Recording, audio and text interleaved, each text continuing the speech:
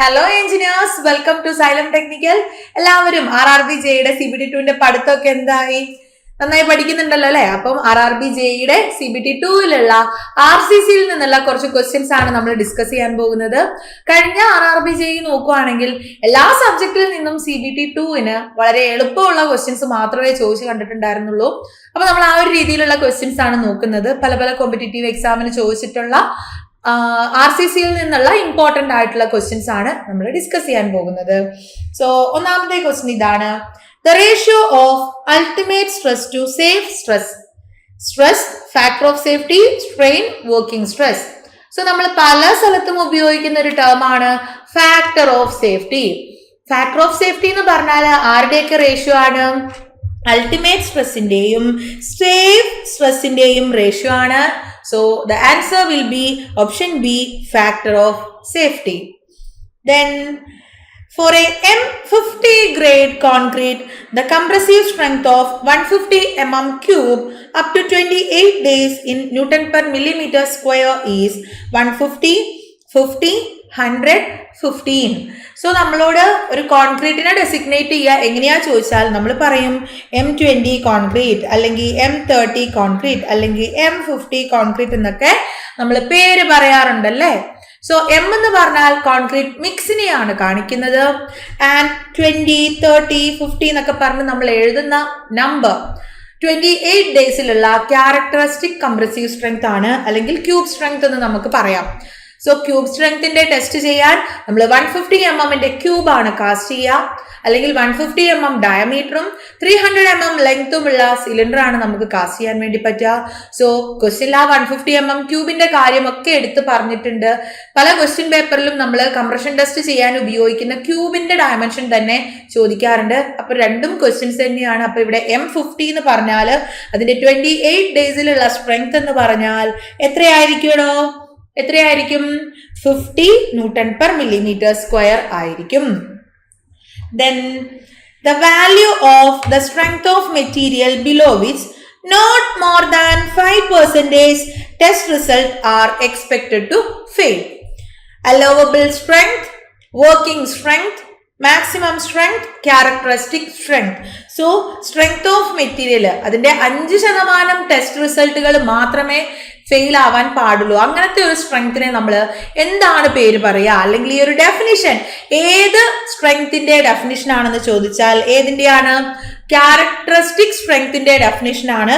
So നമ്മൾ വിചാരിക്കുന്ന strength 95% സ്പെസിമെനും ഉണ്ടായിരിക്കണം. 5% സ്പെസിമെൻസ് മാത്രമേ ഫെയിൽ ആവാൻ പാടുള്ളൂ. മാക്സിമം ആണ് 5%. In a singly reinforced beam, if the concrete is stressed to its allowable limit earlier than steel, the section is said to be over reinforced beam, balanced section, under reinforced section, critical section. നമുക്ക് main ആയിട്ട് stress സ്റ്റീലിലാണോ കോൺക്രീറ്റിലാണോ first എത്തണേന്നൊക്കെ നോക്കിയിട്ട് 3 type of sections ഉണ്ട്. Under reinforced section, over reinforced section and balanced section. എന്താണ് under reinforced section എന്ന് പറഞ്ഞാൽ? Under reinforced, that means reinforcement കുറവാണ്. അതായത് reinforcement കുറവാണെങ്കിൽ ഫസ്റ്റ് സ്ട്രെസ് മാക്സിമം എത്തുക റീഇൻഫോഴ്സ്മെന്റ് ആയിരിക്കും. ബട്ട് അപ്പോഴും കോൺക്രീറ്റ് സ്ട്രെസ്ഡ് ആയിട്ടുണ്ടാവില്ല. സോ അതിനെ നമ്മൾ അണ്ടർ റീഇൻഫോഴ്സ്ഡ് എന്ന് പറയും. ഇനി ഓവർ റീഇൻഫോഴ്സ്ഡ് എന്ന് പറഞ്ഞാൽ നമ്മുടെ ക്വസ്റ്റ്യനിലുള്ള സെക്ഷൻ അതാണ്. ഓവർ റീഇൻഫോഴ്സ്ഡ് എന്ന് പറഞ്ഞാൽ ഒരുപാട് റീഇൻഫോഴ്സ്മെന്റ് ഉണ്ട്. അപ്പൊ കോൺക്രീറ്റ് ആണ് ഫസ്റ്റ് ഫെയിൽ ആവുക. കോൺക്രീറ്റ് അതിന്റെ മാക്സിമം സ്ട്രെയിനിലേക്ക് എത്തുന്ന സമയത്ത് സ്റ്റീല് മാക്സിമത്തിൽ എത്തിയിട്ടുണ്ടാവില്ല. അങ്ങനെയല്ലേ നമ്മുടെ ക്വസ്റ്റ്യൻ പറഞ്ഞിരിക്കുന്നത്? കോൺക്രീറ്റ് അലോവബിൾ ലിമിറ്റിലേക്ക് ഫസ്റ്റ് എത്തുന്നു എന്ന് പറഞ്ഞാൽ അത് ഓവർ റീഇൻഫോഴ്സ്ഡ് സെക്ഷൻ ആണ്. ഇനി 2 സെക്ഷൻസും കോൺക്രീറ്റും സ്റ്റീലും രണ്ടും ഒരുമിച്ചാണ് ഫെയിൽ ആവുന്നതെങ്കിൽ നമ്മൾ അതിനെ, അല്ലെങ്കിൽ സ്ട്രെസ് മാക്സിമത്തിൽ എത്തുന്നത് സെയിം ടൈമിലാണെങ്കിൽ നമ്മൾ അതിനെ ബാലൻസ്ഡ് സെക്ഷൻ എന്ന് പേര് പറയും. Then the modulus of elasticity of concrete as per IS 456/2000 is 2000 with the characteristic compressive strength FCK. EC equal to 5500 root FCK, EC equal to 3300 root FCK. 0.7 root FCK and 5000 root FCK. എന്താണ് modulus of elasticity when നമുക്ക് FCK തന്നിട്ടുണ്ടെങ്കിൽ എങ്ങനെ നമ്മൾ കണ്ടുപിടിക്കുക?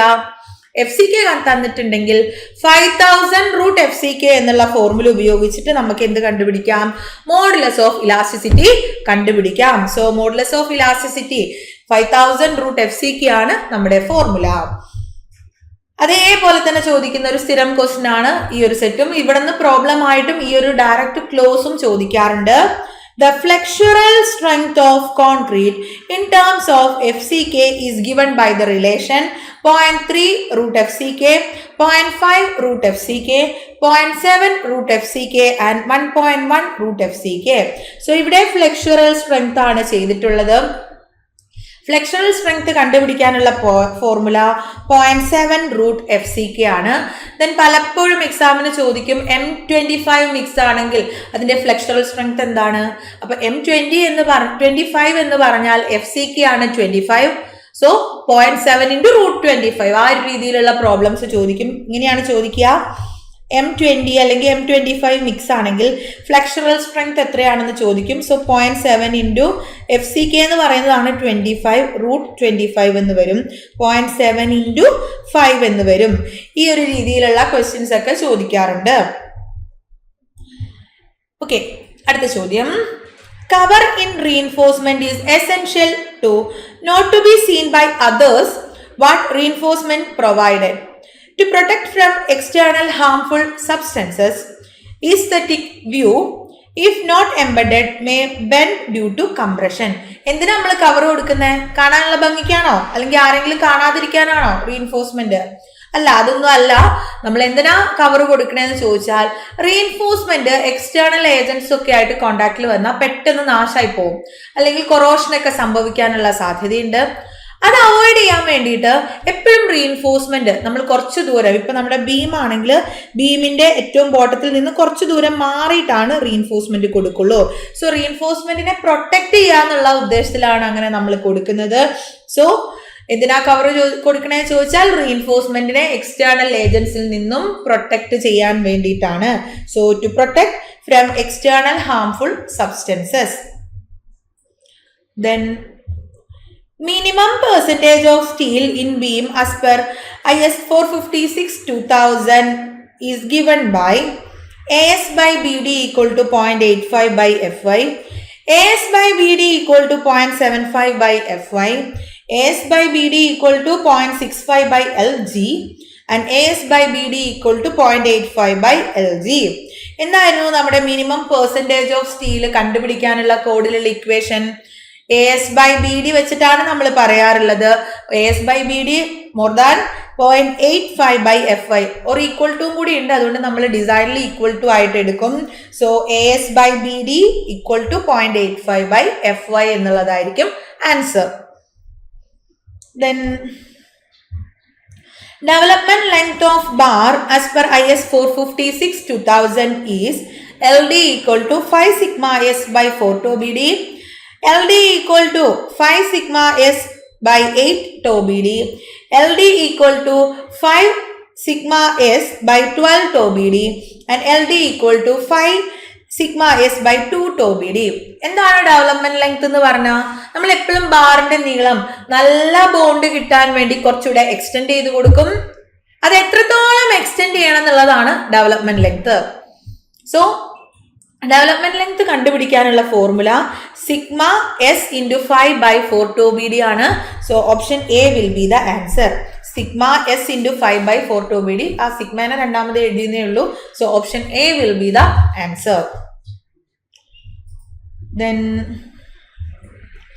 spacing of stirrup in a rectangular beam kept constant throughout the length, decreased towards the center of beam, increased at the center of beam, increased at the end. എന്തിനാണ് നമ്മൾ spacing of stirrup vary ചെയ്യുന്നത്? എങ്ങനെയാണ് vary ചെയ്യണമെന്ന് ചോദിച്ചാൽ ശരിക്കും stirrup ബെൻഡപ്പ് bar ഒക്കെ നമ്മൾ shear എടുക്കാനാണ് കൊടുക്കുന്നത്. ഇതെങ്ങനെയാണ് വേരി ചെയ്യണമെന്ന് ചോദിച്ചാൽ സെൻട്രലിലേക്ക് ഷിയറിന്റെ റീഇൻഫോഴ്സ്മെന്റ് നമുക്ക് കുറച്ച് മതി. സോ സെൻട്രലിൽ നമ്മൾ സ്പേസിങ് വളരെ വിട്ടും എന്നാൽ സപ്പോർട്ടിൽ വളരെ അടുത്തടുത്തും കൊടുക്കും. സോ ഏത് വരും? Increased at the centre of beam. Spacing centre of ബീമിൽ കൂടുതലും സപ്പോർട്ടിൽ അടുത്തടുത്തടുത്തും കൊടുക്കും. സ്പേസിങ് കുറച്ചിട്ടുമാണ് കൊടുക്കേണ്ടത്. So increased at the center of beam. Option C will be the answer. In singly reinforced beam, steel main reinforcement is provided in tensile zone, compression zone, neutral zone, shear zone. എന്തിനാണ് എവിടെയാണ് നമ്മൾ Zwingli reinforced ബീമിൽ reinforcement കൊടുക്കുന്നത്? നമുക്ക് രണ്ട് type of beam ആണുള്ളത്. Singly reinforced beam and doubly reinforced beam. Singly reinforced ബീമില് ശരിക്കും concrete എന്ന് പറഞ്ഞാല് കംപ്രഷനിൽ സ്ട്രോങ് ആണ്, വീക്ക് ഇൻ ടെൻഷൻ ആണ്. അപ്പൊ ആ ടെൻഷൻ ക്യാരി ചെയ്യാനാണ് നമ്മൾ റീഇൻഫോഴ്സ്മെന്റ് കൊടുക്കുന്നത്. സോ ടെൻസൈൽ സോണിലാണ് നമ്മൾ പൊതുവെ റീഇൻഫോഴ്സ്മെന്റ് കൊടുക്കാറുള്ളത്. അങ്ങനെ ടെൻസൈൽ സോണിൽ മാത്രം റീഇൻഫോഴ്സ്മെന്റ് കൊടുത്തിരിക്കുന്ന ബീമാണ് സിംഗ്ലി റീഇൻഫോഴ്സ്ഡ് ബീം. അതല്ലേ ചോദ്യം? സോ ടെൻസൈൽ സോൺ നമുക്ക് എഴുതാം. ഇനി ഡബ്ലി റീഇൻഫോഴ്സ്ഡ് ബീം ആകുമ്പോൾ നമ്മൾ എന്ത് ചെയ്യുന്നു? നമ്മുടെ ബീം ഇങ്ങനെയാണെങ്കിൽ അതിന്റെ ടെൻസൈൽ സോണിലും കംപ്രഷൻ സോണിലും രണ്ടിടത്തും റീഇൻഫോഴ്സ്മെന്റ് കൊടുക്കുകയാണെങ്കിൽ അതിനെയാണ് ഡബ്ലി റീഇൻഫോഴ്സ്ഡ് ബീം എന്ന് പറയാം. സോ നമുക്ക് ഒരുപാട് ലോഡ് വരുമ്പോൾ ഡെപ്ത് ഓഫ് ബീം റെസ്ട്രിക്ട് ചെയ്യേണ്ടപ്പോഴൊക്കെയാണ് നമ്മൾ ഡബ്ലി റീഇൻഫോഴ്സ്ഡ് ബീം കൊടുക്കുക. സോ ഡബ്ലി റീഇൻഫോഴ്സ്ഡ് ബീമിൽ കംപ്രഷൻ സോണിലും ടെൻഷൻ സോണിലും രണ്ടിടത്തും ആരെ കൊടുത്തിട്ടുണ്ടാകും? മെയിൻ റീഇൻഫോഴ്സ്മെന്റ് കൊടുത്തിട്ടുണ്ടാകും. നമ്മളോട് ചോദിച്ചിട്ടുള്ളത് സിംഗ്ലി റീഇൻഫോഴ്സ്ഡ് ബീം ആണ്. സോ നമുക്ക് ടെൻസൈൽ സോൺ എന്നുള്ളത് എഴുതാം. ദെൻ സ്പേസിംഗിൽ നിന്നുള്ള ഒരു ചോദ്യമാണ്. The main reinforcement of RC slab consist of 10 mm bar and അതിന്റെ സ്പേസിംഗ് എന്ന് പറയുന്നത് 10 cm spacing. If the 10 mm dia bars are replaced by 12 mm dia bars, the spacing of 12 mm dia bars will be 12 centimeters, 14 centimeters, 14.4 centimeters and 16 centimeters.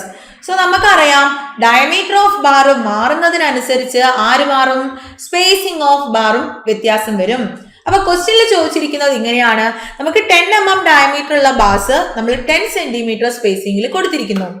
10 mm diameter bass 10 cm സ്പേസിംഗിൽ കൊടുത്തിട്ടുണ്ട്. അതിനെ നമ്മൾ replace ചെയ്യുവാണ്. 12 mm diameter bar ആയിട്ട് replace ചെയ്യുന്നു. അങ്ങനെയാണെങ്കിൽ അവിടെയുള്ള spacing എന്താണെന്നാണ് ചോദ്യം. അതെങ്ങനെയാ നമ്മൾ കണ്ടുപിടിക്കുക? നമുക്കൊരു ക്വിക്ക് ആയിട്ടുള്ള ഫോർമുലയുണ്ട്. S2/S1 സ്പേസിംഗിന്റെ റേഷ്യോ എന്ന് പറയുന്നത് ഡയമീറ്ററിന്റെ സ്ക്വയറിന്റെ റേഷ്യോക്ക് ഇക്വലന്റ് ആണ്. സോ D2² എന്ന് വരും. സോ S2 നമുക്ക് കണ്ടുപിടിക്കണം. S1 എന്ന് പറഞ്ഞാൽ 10 cm ആണ്. D2 എന്ന് പറഞ്ഞാൽ 12ന്റെ സ്ക്വയർ ആണ്. D1 എന്ന് പറഞ്ഞാൽ 10ന്റെ സ്ക്വയർ ആണ്. സോ ഇത് നിങ്ങൾ സോൾവ് ചെയ്യുമ്പോൾ S2 will be 12/10 whole square into 10 എന്ന് വരും. ദാറ്റ് വിൽ ബി 14.4 cm എന്ന് വരും. സോൾവ് ചെയ്ത് നോക്കുക. So option C will be the answer. 14.4 cm. Option C will be the answer. Then where does the bending takes place in one-way slab? Along the longest span, along the shorter span, at the support, both the direction. എവിടെയാണ് bending നടക്കുന്നത്? One way slab ഉണ്ട്. നമുക്ക് രണ്ട് type of സ്ലാബാ ഉള്ളത്. One way slab and two way slab. One way സ്ലാബില് ഏത് ഡയറക്ഷനിലാണ് ബെൻഡിങ് നടക്കുന്നത് എന്നാണ് ചോദ്യം. സോ വൺ വേ സ്ലാബില് ഏത് ഡയറക്ഷനിലാണ് ആലോചിച്ച് നോക്കിയേ. ഷോർട്ടർ സ്പാനിലാണ് നടക്കുന്നത്. So answer will be along the shorter span. The minimum number of bar to be provided in case of rectangle and circular column are respectively 6 and 6, 4 and 4, 4 and 6, 6 and 4. So നമ്മൾ minimum number of bar ആണ് question. Rectangular section ആണെങ്കിൽ minimum നമ്മൾ 4 ബാറുകളും, അതേപോലെ circular section ആണെങ്കിൽ minimum നമ്മൾ 6 number of ബാറുമാണ് കൊടുക്കേണ്ടത്. So 4 and 6 will be the answer. Rectangular section ആണെങ്കിൽ minimum 4 ബാറുകൾ ആൻഡ് സർക്കുലർ കോളം ആണെങ്കിൽ 6 ബാറുകൾ കൊടുക്കണം. ദെൻ അടുത്തത് കോളത്തിൽ നിന്ന് തന്നെയുള്ള ഒരു ചോദ്യമാണ്. The formula for minimum eccentricity in column is L/500 plus D/20, L/300 plus D/20, L by 500 plus D by 30 and L by 300 plus D by 20. So minimum eccentricity യുടെ ഫോർമുല എന്താണ്? മിനിമം എക്സെൻട്രിസിറ്റി എന്ന് പറഞ്ഞാൽ നമ്മൾ എങ്ങനെയാ കണ്ടുപിടിക്കുക? L by 500 plus D by 30 എന്നുള്ള formula വെച്ചിട്ടാണ് കണ്ടുപിടിക്കുക. So L by 500 plus D by 30 will be the answer. Minimum എക്സെൻട്രിസിറ്റിയുടെ വാല്യൂ ആണ്. Slenderness ratio in long column is 32 to 120, 120 to 180, more than 120, more than 180. So നമ്മളോട് ചോദിച്ചിരിക്കുന്നത് slenderness റേഷ്യോയുടെ value ആണ്. അതനുസരിച്ചിട്ട് നമുക്ക് 3 ടൈപ്പ് ഓഫ് കോളം ഉണ്ട്. Short column, intermediate column and long column. 3 type of columns ആണുള്ളത്. Short column എന്ന് പറഞ്ഞാൽ ലാംഡയുടെ വാല്യൂ ലെസ് ദാൻ 32 ആണെങ്കിൽ നമ്മൾ ഷോർട്ട് കോളം എന്ന് പറയും. ആൻഡ് ലാംഡയുടെ വാല്യൂ 32 മുതൽ 120 വരെ വേരി ചെയ്യുകയാണെങ്കിൽ നമ്മൾ ഇന്റർമീഡിയറ്റ് കോളം എന്ന് പറയും. ലോങ് കോളം ആകുമ്പോൾ ലാംഡയുടെ വാല്യൂ ഗ്രേറ്റർ ദാൻ 120 ആയിരിക്കും. So answer will be more than 120. Okay, clear ആയോ? ലാംഡയുടെ വാല്യൂ അനുസരിച്ച് long column, short column, intermediate column ഉണ്ട്. ആ വാല്യൂസ് ആണിത്. 32 120 ഒന്ന് ഓർത്ത് വെക്കുക. അതാണ് നമ്മുടെ ലിമിറ്റിംഗ് വാല്യൂസ്.